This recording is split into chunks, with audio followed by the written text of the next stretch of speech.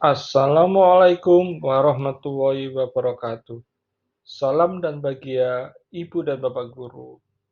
Pada kesempatan kali ini, saya akan membahas koneksi antar materi modul 2.3 tentang kucing dalam supervisi akademik. Perkenalkan, saya Yohan Adi Setiawan dari SMP Negeri 2 Kalitidul sebagai guru informatika dalam BPKB Jawa Timur kelas 32A.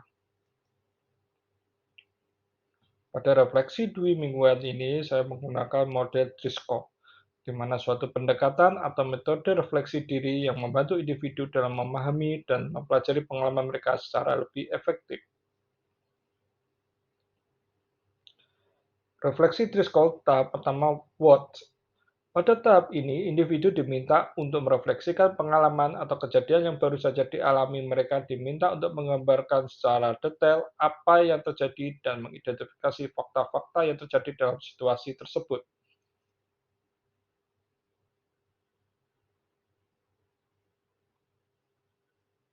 Pada modul 2.3 saya belajar tentang kucing supervisi akademik. Adapun tujuan supervisi akademik adalah untuk membantu meningkatkan kualitas dan efektivitas proses pembelajaran dan pengajaran di institusi pendidikan, di mana saya sebagai CGP belajar akan suatu proses di mana seorang coach, yaitu seseorang yang memiliki kompetensi dan keahlian di bidang pendidikan, memberikan bimbingan, dukungan, dan umpan balik pada kusi untuk meningkatkan kualitas pengajaran mereka.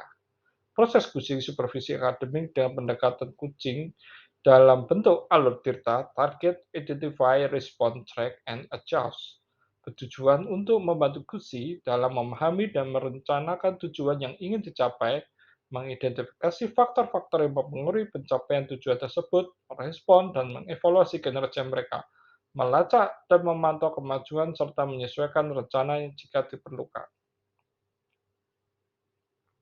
Untuk menggali proses tirta, maka seorang coach dapat menerapkan pendekatan mendengarkan dengan rasa, receive, appreciated, summarize, and act, bertujuan untuk membantu supervisor atau coach dalam mendengarkan dan memberikan umpan balik yang efektif. Hal ini dilakukan dengan menerima dengan terbuka apa yang dikatakan kusi, menghargai dan mengakui perasaan dan pandangan mereka, menyimpulkan dan merangkum apa yang telah diungkap serta bertanya untuk memperjelas atau menggali lebih dalam. Sehingga dengan pendekatan kucing, pendekatan mendengar yang efektif, supervisi akademik dapat membantu kusi untuk mengembangkan potensi dan kinerja mereka secara optimal, sehingga dapat memberikan pengaruh positif pada proses pembelajaran dan pengajaran di institusi pendidikan. Emosi keterkaitan dalam pengalaman belajar yang pertama adalah terbuka. Adanya kucing dalam supervisi akademik dapat membantu saya sebagai guru untuk membuka diri terhadap perubahan dan pengembangan. Ini dapat menimbulkan perasaan terbuka, menerima saran dan kritik konstruktif, serta ingin belajar lebih banyak untuk meningkatkan kinerja. Kedua, tertekan. Ada kemungkinan bahwa beberapa kucing merasa tertekan atau cemas dalam menghadapi supervisi akademik, dan kucing mereka mungkin merasa khawatir dengan penilaian atau evaluasi kinerja mereka, atau merasa sulit untuk menerima kritik konstruktif. Yang ketiga, terinspirasi melalui kucing dan supervisi akademik dengan alur cerita, serta mendengarkan dengan rasa seorang kusi dapat merasa terinspirasi untuk meningkatkan kinerja mereka dan mencapai tujuan yang telah ditetapkan. Hal ini dapat menimbulkan perasaan semangat dan motivasi untuk berbuat lebih baik. Yang keempat, tidak nyaman. Ada kemungkinan kusi merasa tidak nyaman dalam menerima umpan balik yang diberikan oleh coach.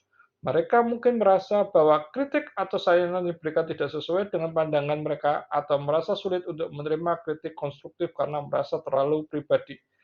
Yang kelima, percaya diri. Kucing pada supervisi akademik dengan alur cerita serta mendengar dengan rasa dapat membantu kusi untuk merasa lebih percaya diri dalam kinerja mereka. Hal ini dapat menimbulkan perasaan keyakinan dan rasa percaya diri untuk mencapai tujuan yang telah ditetapkan. Yang baik keterlibatan saya dalam proses belajar pada modul 2.3 adalah yang pertama, berpartisipasi aktif. Selama sesi kucing dan supervisi akademik, coach dan kuci harus berpartisipasi aktif dalam diskusi dan melakukan refleksi terhadap kinerja saat proses belajar. Hal ini dapat membantu untuk memahami cara-cara baru untuk meningkatkan kinerja. Yang kedua, membuat komitmen. Setelah mendapatkan umpan balik dari coach atau observer, Gusi membuat komitmen untuk menerapkan perubahan rekomendasi yang diberikan. Hal ini akan membantu saya sebagai Gusi untuk mengembangkan diri dan meningkatkan kinerja. Yang ketiga, bertanya dan memberi feedback. Selama sesi coaching dan supervisi akademik, coach harus berani bertanya dan memberikan feedback terhadap saran dan kritik yang diberikan. Hal ini akan membantu Gusi untuk memahami secara lebih mendalam tentang kinerjanya dan memberikan ruang untuk diskusi dan bertukar ide. Yang keempat, terbuka untuk belajar. Gusi harus terbuka untuk belajar dan menerima umpan balik yang diberikan oleh coach. Hal ini akan membantu Gusi untuk terus berkembang dan meningkatkan kinerjanya. Yang kelima, mempraktekkan. Setelah mendapatkan umpan balik dan saran, Gusi harus mempraktekkan dan mengimplementasikan rekomendasi yang diberikan. Hal ini akan membantunya untuk mencapai tujuan yang telah ditetapkan dan meningkatkan kinerjanya secara keseluruhan. Hal yang perlu diperbaiki selama proses belajar adalah yang pertama menjadi lebih proaktif. Sebagai Gusi perlu menjadi lebih proaktif dalam memimpin diskusi dan meminta umpan balik dari coach. Hal ini dapat membantu saya untuk lebih memahami bagaimana meningkatkan kinerja dan mengembangkan diri. Yang kedua, terbuka dan fleksibel untuk belajar. Gusi perlu menjadi terbuka dan fleksibel dalam menerima umpan balik dan saran dari coach.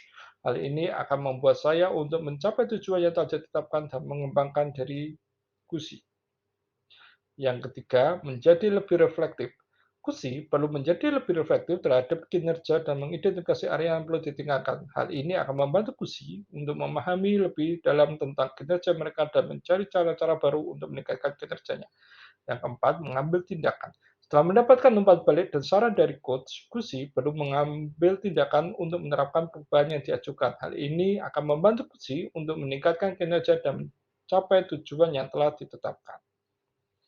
Yang kelima, meningkatkan kemampuan komunikasi. Gusi perlu meningkatkan kemampuan komunikasi mereka, termasuk kemampuan mendengarkan dan memberikan umpan balik secara efektif. Hal ini akan membantu Gusi untuk memahami lebih dalam kinerjanya dan mencari cara-cara baru untuk meningkatkan kinerjanya. Keterkaitan kompetensi dalam kematangan diri pribadi. Keterkaitan antara kompetensi dan kematangan diri pribadi dalam coaching supervisi akademik dengan Aloteta adalah sangat erat. Coaching, supervisi akademik dan Aloteta membantu Gusi untuk meningkatkan kompetensinya dalam bidang pendidikan melalui refleksi dan umpan balik dari coach. Proses coaching supervisi akademik dengan Aloteta dapat membantu Gusi untuk mengembangkan kematangan diri pribadinya serta kemampuan untuk menerima umpan balik dengan terbuka, kemampuan untuk merenungkan kinerja sendiri, dan kemampuan untuk mengambil tindakan yang perlu untuk meningkatkan kinerjanya. Dalam Kucing, supervisi akademik dan Aliterita Gusi diajak untuk melakukan refleksi secara teratur tentang kinerjanya serta menerima umpan balik dari coach mengenai kelebihan dan kekurangan dari kinerjanya. Dengan melakukan refleksi secara teratur, Gusi dapat mengidentifikasi kekuatan dan kelemahan dan mengambil tindakan yang perlu untuk meningkatkan kinerjanya. Dalam hal ini, kematangan diri pribadi menjadi faktor penting dalam proses Gusi supervisi akademik dan Aliterita Gusi yang memiliki kematangan diri pribadi yang tinggi akan lebih mampu menerima umpan balik dari coach dengan terbuka dan merenungkan kinerjanya sendiri dengan lebih jujur dan terbuka. Sebaliknya, Gusi yang kurang matang secara pribadi mungkin lebih sulit menerima umpan balik dan melakukan refleksi secara jujur dan terbuka. Oleh karena itu, proses Gusi supervisi akademik dan alteritas dapat membantu Gusi untuk mengembangkan kematangan diri pribadi seorang Gusi, sehingga lebih siap untuk menerima umpan balik dan melakukan refleksi secara jujur dan terbuka. Refleksi Driscoll tahap kedua adalah so what. Individu diminta untuk merenungkan makna dari pengalaman tersebut dan mengidentifikasi perasaan dan pikiran mereka terhadap situasi tersebut. Mereka diminta mengevaluasi pengalaman tersebut dan mencoba memahami dampaknya pada diri mereka. Pertanyaan saat belajar. Bagaimana pengajar dapat memotivasi siswa untuk belajar dan memahami konsep materi yang diajarkan, terutama jika mereka kesulitan atau tidak tertarik dengan topik tersebut? Terhadap 7 poin. Yang pertama adalah menciptakan lingkungan belajar yang kondusif. Pengajar dapat menciptakan lingkungan belajar yang nyaman, menarik, dan tidak membosankan. Hal ini dapat dilakukan dengan menggunakan teknologi, media, dan sumber daya yang menarik dan sesuai dengan minat dan kebutuhan siswa. Yang kedua, membuat tujuan dan ekspektasi yang jelas. Pengajar dapat membuat tujuan dan ekspektasi yang jelas bagi siswa tentang apa yang diharapkan dari mereka dalam belajar dan memahami konsep materi. Hal ini dapat meningkatkan motivasi siswa untuk belajar dan memahami materi.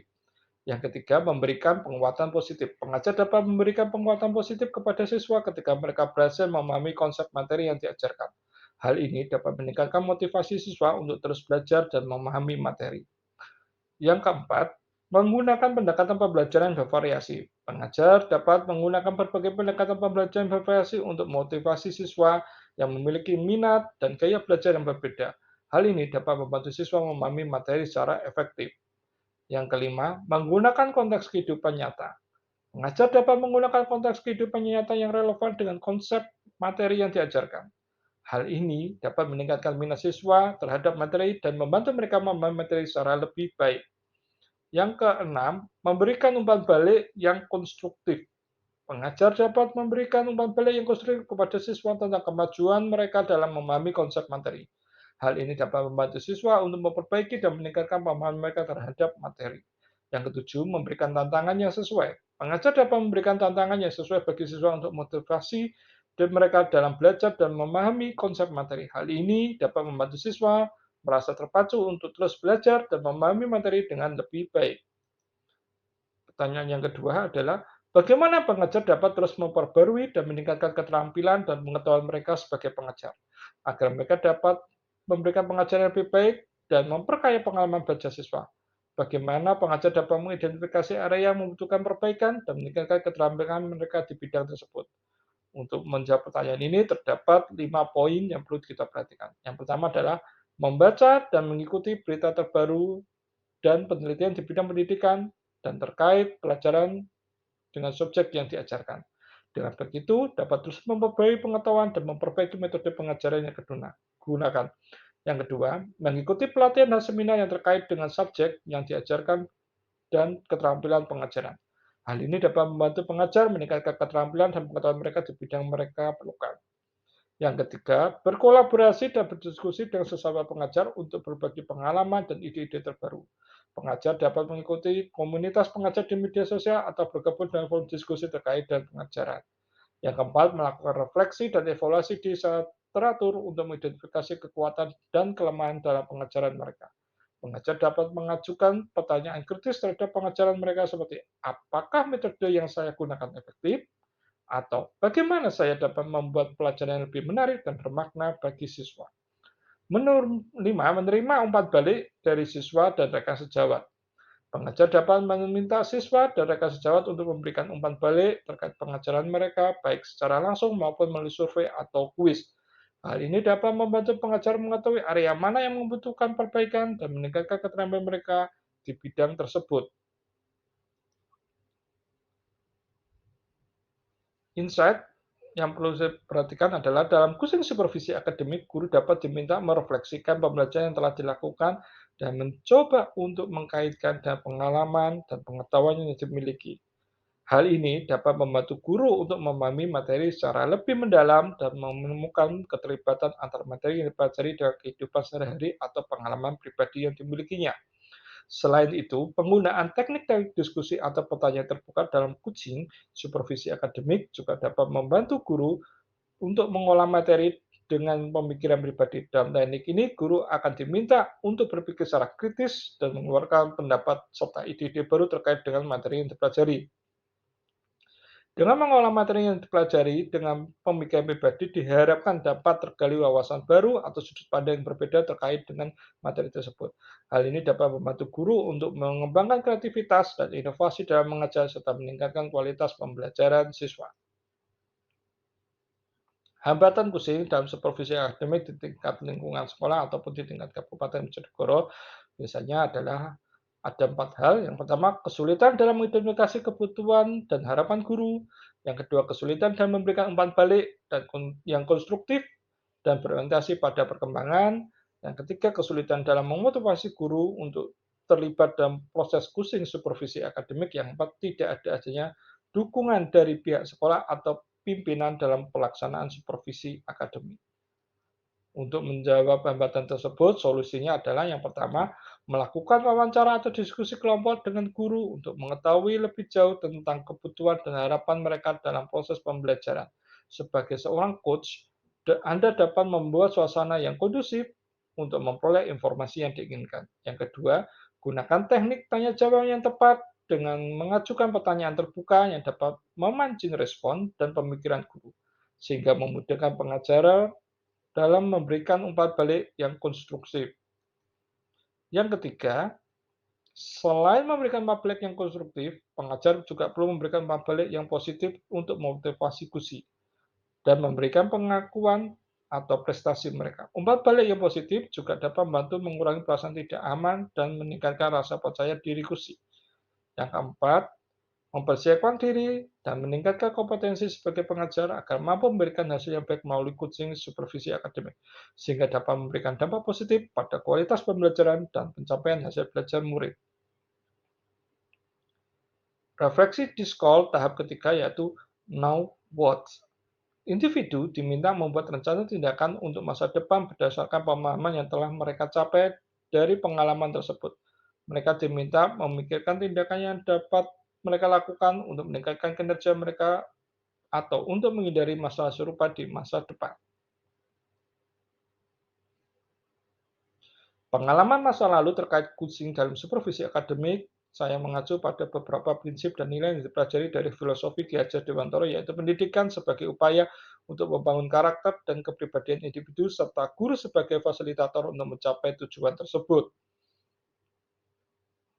Dalam konteks coaching supervisi akademik, saya merasa penting untuk menjadi guru penggerak yang mampu memberikan visi dan arah yang jelas untuk meningkatkan kualitas pendidikan di sekolah. Saya juga mempelajari nilai-nilai dalam penyusunan visi dengan alur bagja. Peran guru penggerak sebagai pemimpin dalam inovasi pendidikan, budaya positif, yaitu membangun lingkungan belajar yang positif dan inklusif, dan berdiferensiasi menciptakan program pembelajaran yang berbeda untuk setiap siswa. Dalam pelaksanaan kursing, supervisi akademis saya memastikan untuk selalu berorientasi pada nilai-nilai tersebut dan menerapkan dalam interaksi dengan guru dan siswa. Saya juga berusaha memotivasi guru untuk menjadi guru penggerak yang tanggap terhadap kebutuhan siswa serta memberikan dukungan dan bimbingan yang berfokus pada pengembangan profesionalisme mereka. Selain itu, saya juga memperhatikan keberagaman dan keunikan dalam setiap siswa dan guru, dan berusaha menciptakan program pembelajaran yang disesuaikan dengan kebutuhan masing-masing individu. Dalam hal ini, saya berusaha mengikuti prinsip berdiferensiasi untuk menghasilkan bahwa setiap siswa dan guru mendapat kesempatan yang sama untuk berkembang dan berhasil dalam pendidikan mereka. Dalam semua tindakan, saya sebagai pengajar dan pelaksana coaching supervisi akademik, saya berupaya untuk menerapkan nilai-nilai yang saya pelajari dari Ki Hajar Dewantara dan mempraktekkan visi guru penggerak, membangun karakter dan kepribadian siswa, menciptakan lingkungan belajar yang positif dan inklusif, serta memfasilitasi pengembangan profesionalisme guru.